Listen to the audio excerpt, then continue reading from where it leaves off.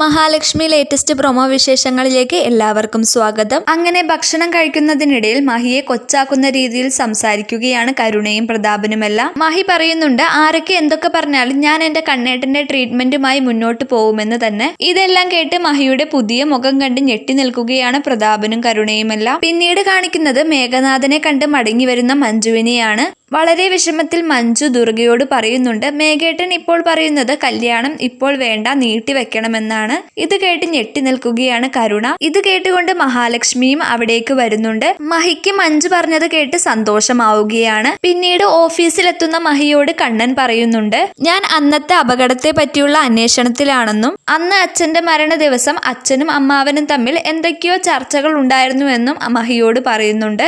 എന്നിട്ട് പറയുന്നുണ്ട്, അന്ന് തന്നെയാണ് അച്ഛൻ അമ്മാവനെ കമ്പനിയിലെ എല്ലാ കാര്യങ്ങളിൽ നിന്നും ഒഴിവാക്കിയതെന്ന്. ഇതെല്ലാം കേട്ട് മഹി ഞെട്ടുന്നുണ്ട്. ഏതായാലും അന്ന് നടന്ന ആക്സിഡന്റിനെ പറ്റി കൂടുതൽ അറിയാൻ മഹിയും കണ്ണനും കൂടി ഇറങ്ങിത്തിരിക്കുന്നുണ്ട്.